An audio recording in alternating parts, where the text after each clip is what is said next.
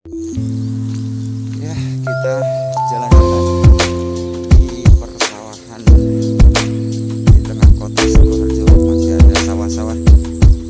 Kita coba jalan-jalan 1-2 jam biar fit. Oke. Assalamualaikum, selamat pagi teman-teman semua. Jumpa lagi dengan saya Umar LG di agenda Jumat ya, Jumat Sajadah Jumat.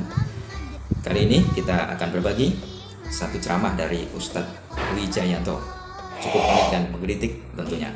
Oke, kita simak sekarang Ustadz Wijayanto di Sajadah Jumat edisi hari ini. Semoga teman-teman dalam keadaan sehat.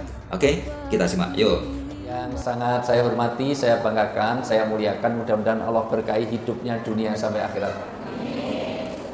Namanya Ketua Yayasan, segenap pimpinan pengurus yayasan. Mohon maaf ibu-ibu, saya dahulukan yang tua. Saya asli orang Jawa, di dalam tradisi Jawa, orang tua disebut sepuh. Kenapa disebut sepuh? Karena asapnya lebih ampuh.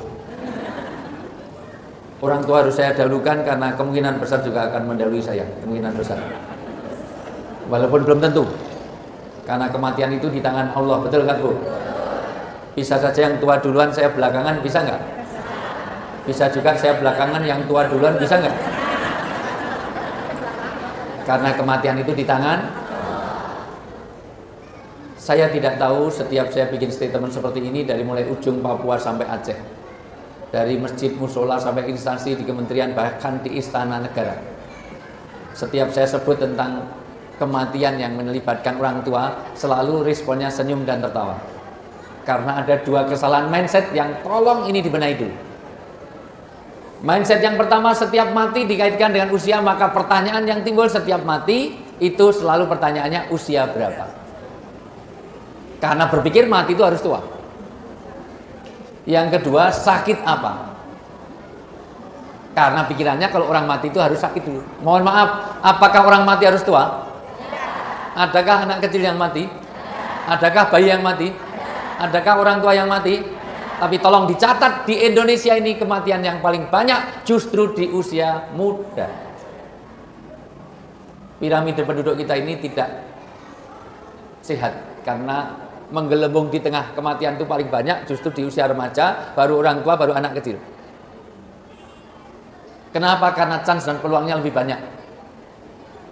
Pertama, yang mati karena balap liar, kebut-kebutan, trek-trekan, laka lantas, rata-rata remaja. Jarang kakek-kakek, nenek-nenek kebut-kebutan balap liar tiap malam minggu, jarang. Yang mati karena tawuran, rata-rata juga remaja. Wah, tawuran mati 6 orang antara panti Jumbo ini melawan panti Wedasana di Pondok Kelapa, enggak ada. Yang mati karena overdosis di Cicalengka, Jawa Barat, 129 orang pesta oplosan. 52 orang meninggal, rata-rata semuanya remaja. Jarang oma, opa, kakek, nenek, wah malam minggu tripping di perempatan, jarang. Ibu bapak yang saya muliakan, yang mati karena overdosis juga remaja, yang mati karena aborsi, gagal menggugurkan kandungan, rata-rata remaja. Jarang nenek-nenek kemana nek mau menggugurkan kandungan, jarang. Maka pertama, jangan pernah merasa bahwa mati itu harus tua, malah justru mati turut yang muda-muda di tengah-tengah itu dulu. Baru ke samping-samping, baru ke sini-sini, baru ke tua-tua, terakhir sini. Allahumma. Yang kedua, mati selalu dikaitkan dengan sakit. Apakah orang mati harus sakit? Adakah orang yang sehat segar bugar terus mati, ada enggak? Orang tidur bablas mati, ada enggak? Orang makan terus mati, ada enggak? Orang enak-enak, ya Allah, enak-enak bermain di laut tapi mati kena tsunami. Mudah-mudahan husnul khotimah saudara kita di Palu. Mudah-mudahan Allah beri yang terbaik untuk semuanya, baik yang meninggalkan maupun yang ditinggalkan. Orang enak-enak pengajian, dengarkan pengajian asik-asik, pulangnya mati, ada enggak? Banyak. Kalau yang ceramah mati, jarang. Berapa waktu yang lalu meninggal di tempatnya Bu Khofifah Intar Pariwangsa, Qori, pembaca Qurannya, meninggal di tempat. Kok tahu? Tahu karena seharusnya yang ngisi saya. Maulid Nabi Tapi karena barengan tempatnya Menseknek, tempatnya Pak Pratikno, saya pilih ke Pak Pratikno. Karena saya lihat budgetnya lebih bagus di sana. Karena memang lebih duluan Pak Mas Pratik. Saya suruh ganti Ustadz Taufik Roman, baru saya mau bicara, Ustadz, ini ketunda nanti 2 jaman. Loh jangan, saya dimarahi Ibu Menteri. Wong yang nyari pengganti saya kok. Karena koriknya meninggal di tempat. Tapi yang meninggal koriknya. Penceramahnya aman. Kalau di sini paling MC-nya dulu. Mas Joko, alhamdulillah. Allahumma amin. Allahumma amin. Enggak, kalau Pak Joko dengan saya mungkin ya duluan saya. Ngelayatnya duluan saya Pak Joko. Tahu bukan Bung Khofifah, tahu nggak? Yang mau jadi gubernur, ya di Jawa Timur kan? Ya. Yang ngalahkan Gus Ipul. Karena Gus Ipul, Saiful ketemu saya, Ustadz, saya sudah tahu kalah sejak diganti wakil saya. Karena tadinya yakin, menang banget, ternyata Allah berkehendak lain.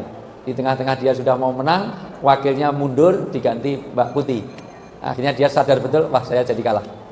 Malah saya tambahi, Gus Ipul, kamu kalah bukan hanya karena faktor eksternal, tapi juga faktor internal. Lo kok tahu? Karena istrimu sendiri kurang mendukung. Lo kok tahu? Karena setiap pagi, istrimu malah kampanyenya Khofifah. Akhirnya istrinya kok nggak dukung. Karena suksesnya suami pasti atas dorongan istri, betul nggak Bu? Masya Allah, saya senang karena di tempat pengajian taklim, masjid taklim selalu yang banyak hadir ibu-ibu, betul Bu? Makanya kalau Rasulullah mengatakan besok kebanyakan isi neraka itu adalah wanita, itu zaman dulu. Kalau zaman sekarang insya Allah lebih banyak yang masuk surga wanita. Karena yang paling banyak pengajian ibu-ibu, betul? Yang banyak korupsi bapak-bapak, betul? Yang banyak memperkosa bapak-bapak, betul? Ya. Yang suka gosip ibu-ibu apa bapak-bapak? Oh ya sama, kalau gitu sama. Baik, itu teman-teman satu ceramah dari Ustadz Wijayanto yang mengingatkan kita bahwa usia itu tidak pandang waktu, kapanpun bisa untuk ditutup oleh Allah SWT, dan umur juga kapanpun bisa kita dipanggil oleh Allah SWT. Mudah-mudahan bermanfaat edisi Sajadah Jumat pada hari ini. Kita jumpa di edisi Sajadah Jumat pekan depan. Oke, assalamualaikum.